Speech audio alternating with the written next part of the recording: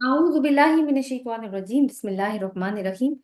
सूरत अल अनाम और आयत नंबर 89 जो हम डिस्कस कर रहे हैं, और हम बात कर रहे थे कि अगर किताब के ऊपर अमल ना किया जाए तो फिर किताब क्या बन जाती है, एक एम्प्टी डॉक्यूमेंट बन के रह जाता है। तो वो बात हो रही थी कि इसीलिए हुक्म या हिकमत भी अल्लाह ताला की तरफ से एक नेमत है, और इसी से अल्लाह ताला की किताब जो है वो एक अमली हकीकत बनती है। अगर हामिलीन शरीयत इस हिकमत या हुक्म से महरूम हो जाए तो फिर किताब का कोई फायदा नहीं रहता। यानी फिर बनी इसराइल का हाल हमने देखा कि क्या हाल उन्होंने किया अपनी किताब के साथ।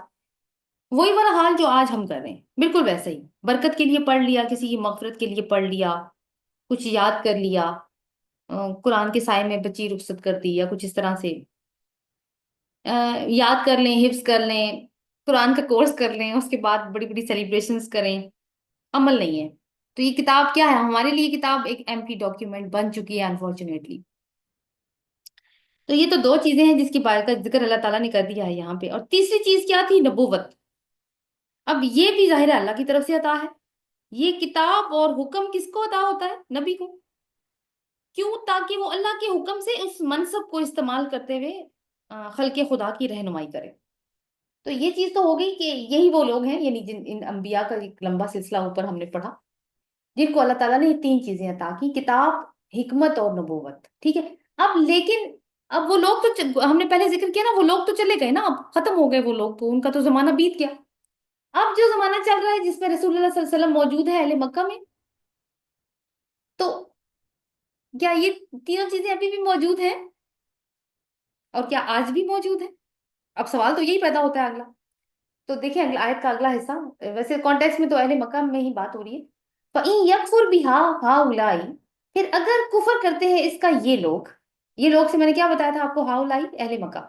फकद वक्कलना बिहा कौमन लैसु बिहा बिकाफिरिन, तो तहकीक हमने मुकर्रर कर दिया है इसके साथ एक कौम को, और वो इसका इनकार करने वाले नहीं है। तो अल्लाह ताला कह रहे हैं अगर ये लोग, जिस इन्होंने इस चीज का इनकार कर दिया।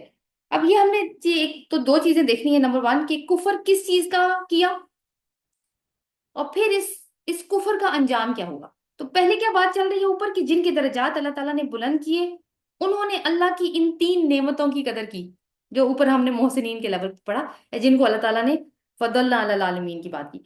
अब ये नेमत अहले मक्का तुम्हें दी जा रही है इस रसूल हजरत मोहम्मद सल्लल्लाहु अलैहि वसल्लम की सूरत में, जो तुम्ही में से एक रसूल है। वो तुम्हारे लिए किताब की तिलावत करता है, तुम्हें शरीयत और कानून सिखाता है, तुम्हें हिकमत की तालीम दे रहा है।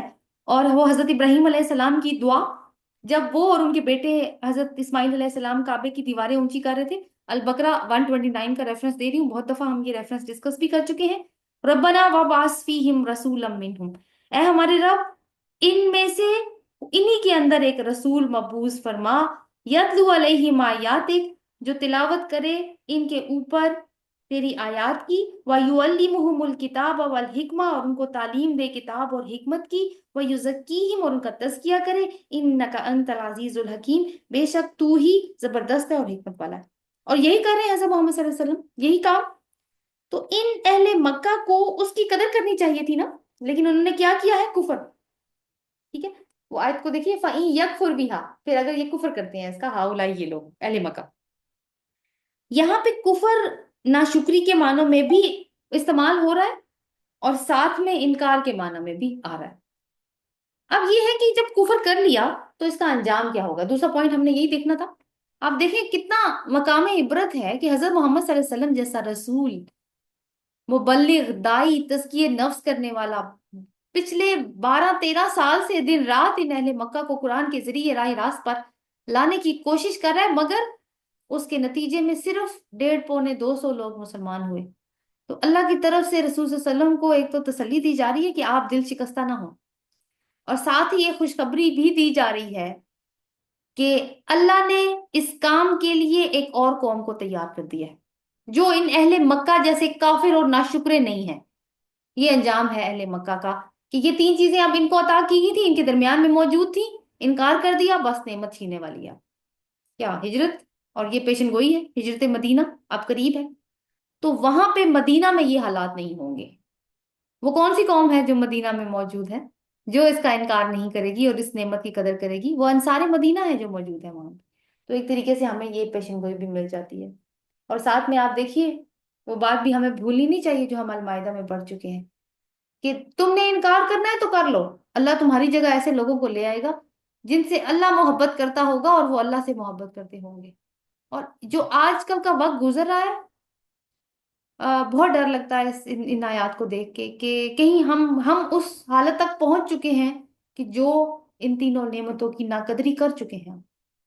اس کے لیے اب ہمیں کسی ثبوت کی ضرورت بھی نہیں ہے، اب تو اعلان ہو چکا ہے اس چیز کا۔ اولئک الذین، لیکن یہ ہے کہ ظاہر ہے کہ ہم نے کوشش کرتے رہنا ہے، اپنے اوپر بھی کوشش کرتے رہنا ہے، اپنے خاندانوں پہ بھی کوشش کرتے رہنا ہے، اس نعمت کی قدردانی کا حق ادا کرنے کی کوشش کرنی ہے۔ آیت نمبر 90 دیکھتے ہیں، یہ ہماری آج کی آخری آیت ہوگی آج کے لیسن کی۔ اولئک الذین ھدی اللہ، یہی وہ لوگ ہیں جنہیں اللہ نے ہدایت دی۔ فَبِہُداہ مقتدی، بس ان کی ہدایت کی آپ پیروی کیجیے۔ رسول صلی اللہ علیہ وسلم کو حکم دیا جا رہا ہے کہ یہ وہ لوگ ہیں کون سے لوگ، وہ جو جن کا تذکرہ اوپر پڑھ لیا، بیچ میں تو ایک اہل مکہ کا تذکرہ آ گیا نا، اور وہ دیکھیں بہت ہی ریلیونٹ ایک مضمون کی ریلیونسی ہمیں نظر آ رہی ہے کہ اللہ تعالیٰ نے ان کو بھی یہ تین نعمتیں دی جنہوں نے قدر کی، اللہ تعالیٰ نے محسنین بنا دیا ان کو، سارے جہان والوں پہ فضیلت دے دی۔ اس کے بعد یہ اہل مکہ جنہوں نے ناقدری کی، اللہ تعالیٰ نے کہا میں ایک اور قوم تیار کرنے والا ہوں، وہ ناقدری نہیں کریں گے۔ اور پھر اللہ تعالیٰ وہ اسی چیز سے مضمون واپس جوڑا ہے، اولئک الذین ھدی اللہ فبہداہ مقتدی، یہی وہ لوگ ہیں جنہیں اللہ نے ہدایت دی، بس ان کی ہدایت کی آپ پیروی کیجیے۔ یہ ایک طرح کا ایک آپ کیجیے کہ حکم کے درجے میں بات آ رہی ہے کہ ان کی پیروی کیجیے، کن کی پیروی کیجیے یہ بھی ہم دیکھیں گے۔ ایک آیت کا حصہ یہ ہوگا، قل کہہ دیجیے، لا اسالکم علیہ اجرا، میں اس پر تم سے کوئی کسی اجر کا سوال نہیں کرتا۔ رسول صلی اللہ علیہ وسلم کی زبان مبارک سے کہلوایا جا رہا ہے، ان ہوا الا ذکر للعالمین، نہیں ہے وہ مگر ایک نصیحت تمام جہان والوں کے لیے۔ ہوا وہ کون نصیحت ہے، کیا نصیحت ہے؟ قرآن، اس کے اوپر قرآن اور ہوا کی جو ضمیر ہے وہ قرآن کی طرف جاری، اور ذکر کو انڈرلائن کیجیے، اس کو بھی ہم ڈسکس کریں گے۔ تو پہلا حصہ ہم ڈسکس کرتے ہیں کہ یہی وہ لوگ ہیں جنہیں اللہ نے ہدایت دی، بس ان کی ہدایت کی آپ پیروی کیجیے۔ رسول صلی اللہ علیہ وسلم کو حکم دیا جا رہا ہے، اور ان کے بعد تمام اہل ایمان اس حکم کے درجے میں شامل ہیں کہ آپ ان لوگوں کی پیروی کیجیے جن کا ذکر اوپر گزر چکا ہے، جن کو کتاب، حکم اور نبوت ملی تھی۔ شروع تو ابراہیم علیہ السلام کی ذات سے ہوا تھا نا یہ ذکر، اور پھر بات ان کی اولادوں تک گئی جنہوں نے توحید کی پیروی کی۔ رسول کیوں پیروی کریں، یہ رسول صلی اللہ علیہ وسلم کیوں پیروی کریں؟ کیونکہ آپ بھی تو اسی چین کا حصہ ہیں جو رسولوں کی چین ہے۔ رہے یہ لوگ یعنی یہ مکہ والے، تو یہ مدعی تو اسی بات کی ہیں کہ ابراہیم علیہ السلام کے وارث ہیں، مگر اصل میں تو شیطان کی پیروی کر رہے ہیں، جیسا کہ ہم نے آیت نمبر 73 میں تمثیل پڑھی تھی نا صحرا والی، یہ صحرا میں حیران اور سرگرداں ہیں، ان کو پکارنے والے پکار بھی رہے ہیں کہ یہ صحیح راستہ ہے، ادھر آ جاؤ، لیکن کوئی پتہ نہیں چل رہا ہے ان کو۔ آگے اللہ تعالیٰ کیا فرماتے ہیں، قُل لَا أَسْأَلُكُمْ عَلَيْهِ أَجْرًا، کہ میں تو تم سے کسی اجر کا سوال نہیں کرتا، کہہ دیجئے کہ میں تو تم سے کسی اجر کا سوال نہیں کرتا۔ یعنی کہنے کا مقصد یہ ہے کہ اب ان کو ان کے حال پر چھوڑ دو، ان سے کہہ دو کہ میں اس تبلیغ کے کام پر تم سے کوئی معاوضہ تو نہیں لے رہا، 12-13 سال ہو گئے، ہر طرح سے تمہاری طرف سے دی گئی تکالیف برداشت کر رہا ہوں، پھر بھی اپنی ذمہ داری کو نبھا رہا ہوں، میرا ذاتی مفاد تو کوئی نہیں ہے کہ میں اس کے سلسلے میں تم سے کوئی تقاضا کر رہا ہوں اور تم اس کا بوجھ محسوس کر رہے ہو۔ اور میں نے یہ پیغام، یہ ہدایت اپنے رب سے پائی ہے اور تمہیں اسی طرح پہنچا رہا ہوں، اگر قبول کرو گے تو تمہارا فائدہ ہے، نہیں کرو گے تم خود ہی محروم رہ جاؤ گے۔ یہ اللہ کے دین کی دعوت ہے، یہ کوئی میری تجارت دکانداری نہیں ہے کہ تم میرے کسٹمر نہ بنے، میرے کلائنٹ نہ بنے تو میرا کاروبار بیٹھ جائے گا، یا میرا کوئی پولیٹیکل کریئر ہے جو خراب ہو جائے گا، نہیں، ایسا کچھ نہیں ہوگا، میرا اجر تو میرے رب ہی کے ذمے ہے۔ تو ایک تو یہ بات ہو گئی۔ دوسری بات آپ دیکھیں کہ اللہ تعالیٰ نے یہاں پہ ایک بات کی ہے کہ آپ ان کی پیروی کیجئے، وہ لوگ جو اوپر جو انبیاء گزر گئے، جو ان کی شریعتیں گزر گئیں، تو سابقہ شریعتوں کے بھی کچھ احکامات جو برقرار ہیں ہماری شریعت میں بھی، جیسے قتل مرتد کی سزا ہے یا رجم کی سزا ہے شادی شدہ زانی اور زانیہ کے کیس میں، تو وہ اسی اصول کو سامنے رکھ کے پھر برقرار رکھی گئی ہے۔ آگے اللہ تعالیٰ فرماتے ہیں ان ہوا الا ذکر للعالمین، کہ نہیں ہے وہ مگر ایک نصیحت تمام جہان والوں کے لیے۔ تو ہوا کی ضمیر جیسے پہلے بات ہوئی قرآن کے لیے ہے، مطلب یہ ہے کہ یہ قرآن تو سب لوگوں کے لیے ایک ذکرہ ہے، ذکرہ یعنی تذکیر ہے، یاد دہانی ہے، نصیحت ہے، पैगंबर ने ये याद दहानी तुम तक पहुंचा दी है और अपनी जिम्मेदारी से सुबकदोश हो चुके हैं। यहाँ पे लफ्ज जिक्र, उसकी अहमियत को हम देखते हैं कि ये दो हकीकतों की तरफ इशारा कर रहा है।